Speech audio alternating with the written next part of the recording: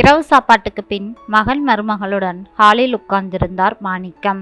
10 வயது பேரனும் 8 வயது பேத்தியும் விளையாடி கொண்டிருந்தனர்.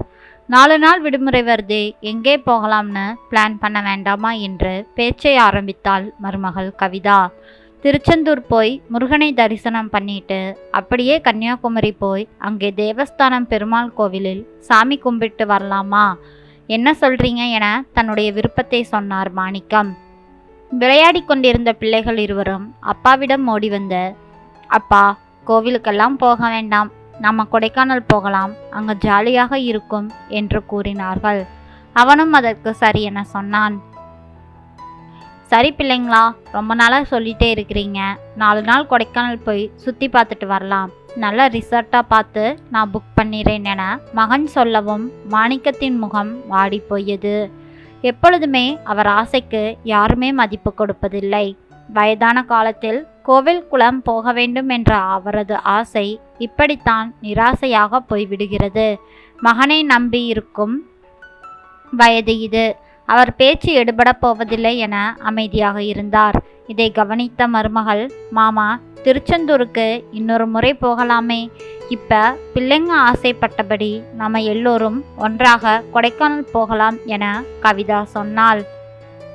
மாமா பதில் எதுவும் சொல்லாமல் எழுந்து போய்விட்டார்.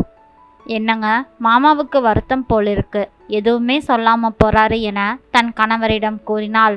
போகட்டும் விடு, எல்லாம் சரியாகிவிடும், அப்பா எப்பவுமே இப்படித்தான், சின்ன பிள்ளை மாதிரி கோவிச்சுப்பாரு. அனைவரும் கொடைக்கானல் கிளம்பினார். நான் வரணுமா என்ன, நீங்க போயிட்டு வாங்களேன். என்னப்பா இது, உங்களை எப்படி நாங்கள் தனியாக விட்டுட்டு போக முடியும், கிளம்புங்க போகலாம் என மகன் சொல்லவும் வேண்டா வெறுப்பாக துணிமணிகளை எடுத்து வைத்தார் மாணிக்கம். மாமாவுக்கு கொடைக்கானல் வருவதில் துளியும் இஷ்டமில்லைங்க, 2 செட்டு ட்ரெஸ்ஸு மட்டும் எடுத்து வச்சிருக்காரு என்று கூறினாள் கவிதா. சரி, நீ அவருக்கு வேண்டிய மப்ளர் சால்வை எல்லாம் எடுத்து வை, அங்கே குளிரும், அப்பாவால் தாங்க முடியாது. வரிசையாக குட்டி குட்டி வீடு போல கட்டப்பட்ட அந்த ரிசார்ட் இயற்கை சூழவும் அழகாக காட்சி தந்தது. 2 அறைகளுடன் நல்ல வசதியாக இருக்குங்க, மாமாவுக்கு ஒரு அறை கொடுத்துடுவோம், ஹீட்டர் கூட இருக்கு என்றாள் கவிதா. பிள்ளைகள் இருவரும் சந்தோஷம் பிடிபடாமல் அந்த இடத்தையே சுற்றி சுற்றி வந்தனர். காலை காஃபி டிஃபனுக்கு பிறகு வெளியே சுற்றி பார்க்க அனைவரும் கிளம்பினார்கள். அறையில் உட்கார்ந்திருக்கும் மாணிக்கத்திடம் வந்தாள் கவிதா. மாமா, நீங்க கிளம்பலையா? இல்லம்மா, இதெல்லாம் ஏற்கனவே பார்த்த இடம்தான், நான் வந்து என்ன செய்ய போகிறேன், நீங்க எல்லோரும் போயிட்டு வாங்க, நான் இங்கேயே இருக்கிறேன்.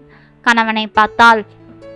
அப்பாவுக்கு வர இஷ்டம் இல்லைனா விட்டுரு, இங்கேயே இருக்கட்டும், நாம போயிட்டு வருவோம், மதியம் வந்து அவரையும் சாப்பிட அழைச்சிட்டு போகலாம் என்று கூறியவன் மனைவி காதில் மட்டும் விடும்படி கிசுகிசுப்பாக, அப்பாவுக்கு பிடிவாதம் ஜாஸ்தி, அவரை ஒன்றும் செய்ய முடியாது என்றான். தாத்தா, வாங்க தாத்தா, குணா குகையெல்லாம் போய் பார்த்துட்டு வரலாம் என அழைத்தனர் பேர பிள்ளைகள். நான் வரலைப்பா, நீங்க அம்மா அப்பாவோடு போயிட்டு வாங்க என்று கூறி அவர்கள் கிளம்பியதும் தனியாக வெளியே காலார நடக்க ஆரம்பித்தார் மாணிக்கம்.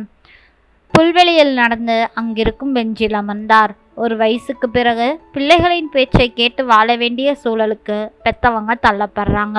அவர்களுடைய விருப்பங்களை, ஆசைகளை எல்லாம் காது கொடுத்து கேட்கக்கூட அவர்களுக்கு நேரம் இருப்பதில்லை. என்னதான் செய்வது, நாம் கொடுத்து வைத்ததெல்லாம் அவ்வளவுதான். அவர்கள் பராமரிப்பில் இருப்பதை நினைத்து சந்தோஷப்பட்டு காலத்தை கடத்திட்டு போய் சேர வேண்டியதுதான் என நினைத்து வருந்தினார். சார், சென்னையிலிருந்து வந்தாங்களே, அவங்களோட வந்தவங்க தானே நீங்க? உங்கள் மகனா? எல்லோரும் வெளியே சுற்றி பார்க்க போயிட்டாங்க போல இருக்கு, நீங்கள் போகலையா? நீங்கள் மட்டும் ஏன் இங்கே உட்கார்ந்திருக்கீங்க என அங்கிருந்த ஒருவர் கேட்கலானார். அவரை நிமிர்ந்து பார்த்தார் மாணிக்கம். அங்கே அவர் வயதையொத்த ஒருவர் இருந்தார். அடிக்கடி பார்த்த இடம்தான், இங்கேயே இருப்போமேன்னு நான் இருந்துட்டேன். உட்காருங்க சார், நீங்களும் கொடைக்கானல் சுற்றி பார்க்க வந்தவங்களா என சிரிப்புடன் கேட்டார் மாணிக்கம். இல்லைங்க, இந்த ரிசார்ட் வச்சு நடத்துகிறவனே நான் தான், இது என்னோட இடம்தான். அப்படியா, ரொம்ப நல்லா கட்டியிருக்கீங்களே, இதை நீங்கள் தான் கவனிச்சுக்கிறீங்களா, இல்லை வேலைக்கெல்லாம் ஆள் இருக்காங்களா? இல்லை சார், வேலைக்கு ஆள் இருக்காங்க, பொழுது போக அப்பப்போ நான் வந்து போவேன், எவ்வளவு நேரம் தான் வீட்டிலே தனியாக இருப்பது என்று கூறியவரின் குரலில் சோகம் தெரிந்தது. உங்க குடும்பம் எல்லாம் இங்கே இல்லையா? இல்லை சார், எல்லோருமே இருந்தாங்க. ஆனால் இப்போ எனக்குன்னு யாருமே இங்கே இல்லை. என் மகன் குடும்பம், மனைவி எல்லோரும் ஒரு கல்யாணத்துக்கு போன பொழுது கார் விபத்தில் பட்டு இறந்து போயிட்டாங்க. கல்யாணம் பண்ணி கொடுத்த மகள் அமெரிக்காவில் இருக்கிறாள். இருக்கிற சொத்துக்களை காப்பாற்றி அவர் கையில் கொடுத்து விட்டு நேரம் வரும் பொழுது போய் சேர வேண்டியதுதான். அவ்வளோதான் சார் என்னோட வாழ்க்கை. நாம் நினைக்கிற மாதிரி நம்ம வாழ்க்கையெல்லாம் அமைவதில்லை. பேரன் பேத்தி மகள் மருமகள்னு சந்தோஷமாக வாழற கொடுப்பனே எனக்கெல்லாம் இல்லை. பணமும் காசுக்கும் குறைவில்லாமல் என்கிட்ட இருக்கு. ஆனால் பக்கத்தில் இருந்து சாப்பிட்டியா என்ன வேணும்னு கேட்கறக்குத்தான் ஒரு ஆளுமே இல்லை. வயதான காலத்தில் பிள்ளைகள் அருகில் வாழறதெல்லாம் சொர்க்கம் சார். அந்த கொடுப்பினை எல்லோருக்குமே கிடைப்பதில்லை என்றார். அன்றைய மாலை பொழுதில் ரம்மியமாக இருக்கவே லேக் பக்கம் போயிட்டு வரலாம், கிளம்புங்க என்றான் மகன். மருமகளும் பேரன் பேத்தியும் புறப்படவே தானும் கிளம்பி தயாராக வந்தார் மாணிக்கம். மாமா, நீங்களும் வரீங்களா? சந்தோஷ குரலில் கேட்டாள் கவிதா. ஆமாம்மா, நானும் வரேன். என் பேரன் பேத்தியின் சந்தோஷத்தை நானும் பகிர்ந்துக்க போறேன். சால்வையும் அப்ளரையும் கொண்டு வந்து அப்பாவிடம் தந்தான் மகன். போட்டுக்குங்க அப்பா, குளிர் உங்களுக்கு ஆகாது. அடுத்த முறை விடுமுறை வரும்பொழுது கட்டாயமாக எல்லோரும் திருச்செந்தூர் போயிட்டு சாமியை தரிசனம் பண்ணிட்டு வருவோம் என சமானப்படுத்துவது போல் கூறினான். மனதில் இருந்த குறைகள் நீங்கி தெளிவான மனதுடன் மகனை பார்த்து அன்போடு சிரித்தார் மாணிக்கம். மாணிக்கத்தின் நினைவுகள் 7 வருடத்துக்கு முன்னோக்கி சென்று கொண்டது. சாயங்காலம் 3 மணி இருக்கும். காலிங் பெல் அடித்தது. எழுந்து போய் கதவை திறந்தாள் கமலம். 3 பேர் நின்றிருந்தார்கள். வயதில் மூத்த ஆண் பிள்ளை, பெண் பிள்ளை, ஒரு இளைஞன். அந்த அம்மாள் பக்கத்து வீட்டை காட்டி, அந்த வீட்டில் யாரும் இல்லைங்களா? யாரையுமே காணோமே, வீடெல்லாம் பூட்டி இருக்கு, எல்லோரும் எங்கே போயிட்டாங்க என்றார். தலையை நீட்டி ஒரு முறை பக்கத்து வீட்டை பார்த்துவிட்டு, ஊரில் ஒரு பெரிய காரியம்னு சொல்லிட்டு இருந்தாங்க. ஒருவேளை அதற்கு கிளம்பி போயிருப்பாங்களோ என்னவோ, மதுரைன்னு நினைக்கிறேன். 1 மணி போல டாக்ஸி வந்து நின்னது. ரொம்ப பரபரப்பாக கிளம்பினாங்க என்றவள் அவர்களை பார்த்து, ஆமாம், நீங்கள் யாரு, எங்கிருந்து வரீங்க என்றாள். பெரிய காரியம் என்றதுமே சட்டென அவர்களது முகம் கொஞ்சம் வாடியதை கவனித்து விட்டாள் கமலம். அவர்கள் தாங்களை ஒருவருக்கொருவர் பார்த்து கொண்டனர். உடனே முகத்தை மாற்றிக்கொண்டு அந்த அம்மாவை சொன்னார், நாங்கள் தஞ்சாவூர்லேருந்து வரோமுங்க என்று சொல்லிவிட்டு கூட இருந்த பையனை காட்டி, இது எங்கள் பையன், அந்த வீட்டில் ஒரு பொண்ணு இருக்காமே, இன்னைக்கு அந்த பொண்ணை நாங்கள் பார்க்க வரதா முன்கூட்டியே சொல்லி இருந்தோம். ஆனால் அவர்கள் எதுவுமே எங்களிடம் சொல்லவில்லையே. இப்படி வீட்டில் இல்லாமல் போயிட்டாங்கன்னு நாங்கள் நினைக்கவே இல்லையே. அந்த அம்மாவின் குரல் தேய்ந்து கொண்டே போனது. கமலத்துக்கு அவர்களை பார்க்க பரிதாபமாக இருந்தது. உடனே முகத்தில் மலர்ச்சியை கொண்டு வந்து நிறுத்தி, வெயிலில் நின்று பேசிட்டு இருக்கீங்களே, உள்ளே வாங்க என்றாள். அவர்கள் மறுபடியும் ஒருவருக்கொருவர் மௌனமாய் பார்த்து கொண்டனர். அந்த நிசப்தத்தை களைவது போலவே கமலம் தொடர்ந்தாள், அவ்வளோ தூரத்திலிருந்து வந்திருக்கீங்க, இப்படியே வெளியே நின்றுட்டேவா பேசணும்? வாங்க, உள்ள வாங்க என்றாள். அவர்கள் யோசிப்பதை பார்த்துவிட்டு, சங்கோச்சப்படாமல் வாங்க, பக்கத்து வீட்டில் பெண் எடுக்க போறீங்க, அப்புறம் நாம் எல்லாமே ஒன்றுக்குள்ளே ஒன்று ஆக போகிறோம் தானே, வாங்க, சொந்தக்கார வீடாக நினச்சிக்கோங்க, வாங்க என்று கட்டாயப்படுத்தி அழைத்தாள். கயங்கியபடியே மூவரும் உள்ளே நுழைந்தார்கள். சோபாவை காட்டி உட்கார சொல்லிவிட்டு மெல்ல ஓடிக்கொண்டிருந்த ஃபேனை வேகப்படுத்தினாள். அவர்கள் மூவரும் உட்கார்ந்தார்கள். கொஞ்சம் இருங்க, டீ போட்டு எடுத்துட்டு வரேன் என்று நகர்ந்தாள். உடனே அந்த அம்மாள் மறுத்தார். பரவாயில்லைங்க, நாங்கள் வர வழியில தான் குடிச்சிட்டு வந்தோம். உடனே மறுத்த கமலம், ஏற்கனவே டீயை தான் போட்டுட்டு இருந்தேன், நீங்கள் பெல் அடிக்கவும் வந்து பார்த்தேன், இன்னும் கொஞ்சம் தூள் மட்டும் சேர்த்தால் போதும், டீ ஆகிவிடும். கொஞ்சம் இருங்க, வீட்டுக்கு வந்தவங்களை வெறுமனேவா அனுப்புறது? கட்டாயப்படுத்தி கொண்டு உள்ளே சென்று டீயை போட தயாராகிவிட்டாள். இந்தாங்க, முதல்ல தண்ணி குடிங்க, டீ வந்துடும். எனக்கு தண்ணியை கொண்டு வந்து கொடுத்து விட்டு டிவியையும் போட்டு அவர்களை டிவி பார்த்து கொண்டிருக்க சொல்லிவிட்டு உள்ளே போய்விட்டாள். சிறிது நேரத்தில் ஒரு ட்ரேயில் டீ கப்புகளுடன் திரும்பி வந்தாள். அவர்கள் மூவரும் டிவியை பார்க்காமல் தங்களுக்குள்ளே மெல்லிய குரலில் பேசி கொண்டிருந்தனர். டீயை கொடுத்தபடியே, வீட்டில் யாரும் இல்லைன்னு பார்க்குறீங்களோ என்றவள் சற்றே புன்னகைத்து, அவர் கடைக்கு போயிருக்கார், பொண்ணு மாடியில் ஒர்க் பண்ணிகிட்ருக்கா, ஒர்க் ஃப்ரம் ஹோம் என்றாள். ஐடி கம்பெனி வேலையா என்றார் அந்த அம்மாவின் கணவரான மாணிக்கம். ஆமாங்க என்றாள் கமலம். ஆமாங்க, மாணிக்கத்தின் மகனுக்கு தான் திருமணத்திற்காக பொண்ணு பார்க்க போயிருந்தாங்க. சொந்த வீடா என்றார் மாணிக்கத்தின் மனைவி. ஆமாங்க, 10 வருஷமாச்சு வீட்டை கட்டி. மாடியிலையும் 2 ரூம் போட்டிருக்கோம். பின்னால கல்யாணம் காட்சின்னு வரும் பொழுது யூஸ் ஆகுமே. இப்போ பொண்ணு யூஸ் பண்ணிக்கிட்டு இருக்கா என்று அவள் சொல்லி கொண்டிருக்கும் பொழுதே வெளியே போயிருந்த அவளது கணவன் கந்தசாமி வீட்டினுள் நுழைந்தார். அவர் ஒன்றும் புரியாமல் அவர் பார்ப்பதை கவனித்துவிட்டு விவரத்தை சொன்னாள் கமலம். உடனே சம்பிரதாயத்துக்கு அவர்களை கும்பிட்டுவிட்டு தான் கொண்டு வந்திருந்த பையை அவளிடம் கொடுத்துவிட்டு அடுத்த சோபாவில் உட்கார்ந்தார் அவர். பாருங்க, எங்களை வர சொல்லிட்டு இப்படி திடீர்னு எதுவுமே சொல்லாம அவங்க வீட்டில் இல்லாம போயிட்டாங்க. எங்களுக்கே தர்ம சங்கடமாக இருக்கு என்றார் மாணிக்கம். சமாளிக்கும் பொருட்டு மறந்துட்டாங்களோ என்னவோ, இல்லை வேறு எதுவும் அவசர காரணமாகவோ இருக்கலாம் இல்லையா என்று இழுத்தார் கந்தசாமி. கந்தசாமிக்கும் ஒரு டீ கப்பை கொண்டு வந்து கொடுத்தாள் கமலம். மாடியை சுட்டி கட்டி பாப்பாக்கு கொடுத்தியா என்றார் அவர். இன்னும் இல்லைங்க, இதோ கொண்டு போறேங்க. நீ ஏன் சிரமப்படுற? காலிங் பெல் அடியேன். ஒரு நிமிடத்தில் கீழே வந்து குடிச்சிட்டு அவர்களையும் பார்த்துட்டு போகட்டுமே என்றார் கந்தசாமி. உடனே காலிங் பெல்லை அடித்தாள் கமலம். கதவை திறந்து எட்டி பார்த்த கவிதா, கூப்பிட்டீங்களாமா என்றாள்.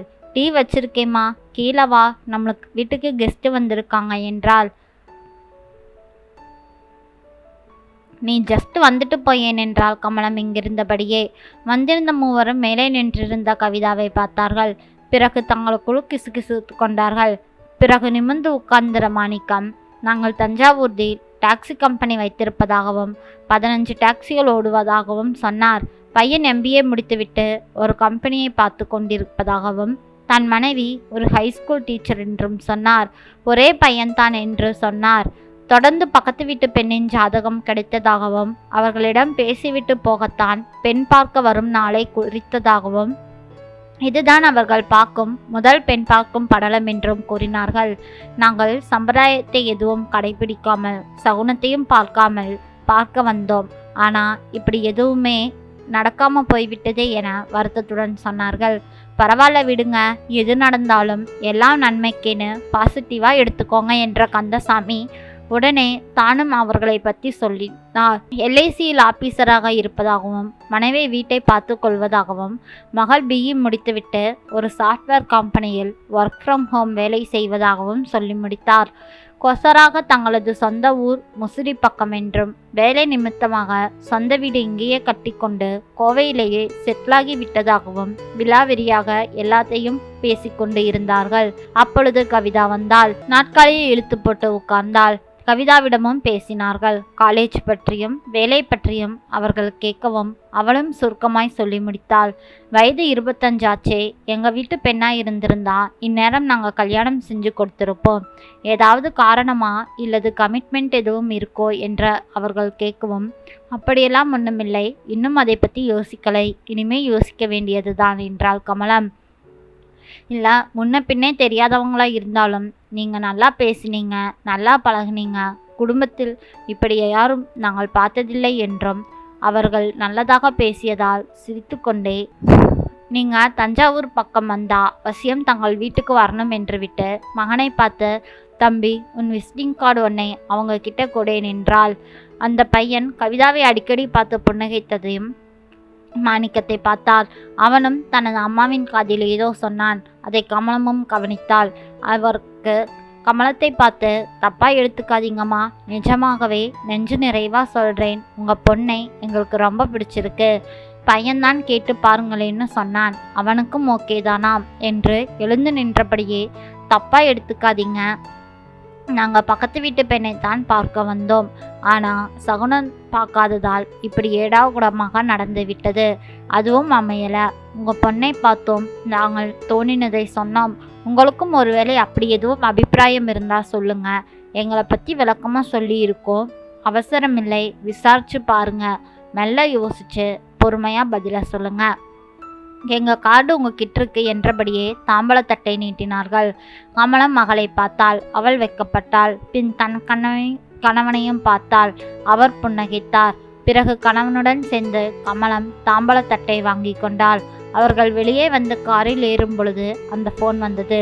சாரிங்க, நீங்கள் வர்ற நாள் பார்த்து ஊரில் எங்கள் அம்மா இறந்து போயிட்டாங்க. நாங்கள் சகுனமும் பார்க்கவில்லை. இது அவசகுணம் மாதிரி இருக்கேன்னு தான் உங்களுக்கு ஃபோன் பண்ணியும் சொல்லலை. எங்களை தப்பாக நினச்சிக்காதீங்க.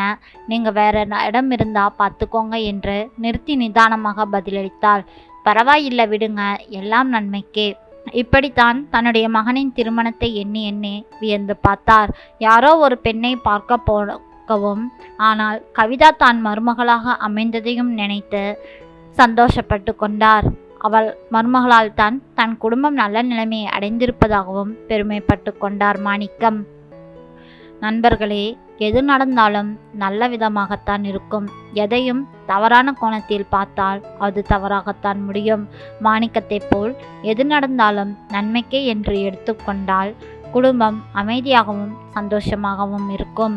நன்றி. இந்த கதை பிடிச்சிருந்ததுன்னா மறக்காமல் லைக் பண்ணுங்கள். நம்ம சேனலை சப்ஸ்கிரைப் பண்ணி உங்களுடைய ஆதரவு கொடுங்க. நன்றி. நாளை வேறொரு கதையில் சந்திக்கலாம். நண்பர்களே, பல் சிகிச்சை இன்னும் முடிவடையவில்லை. அதனால் தான் வார்த்தை பிழைகள் ஏற்படுகின்றது. தயவு செய்து மன்னியுங்கள். சரியானதும் எனது பிழைகளை எல்லாம் திருத்திக் கொள்கிறேன். நன்றி.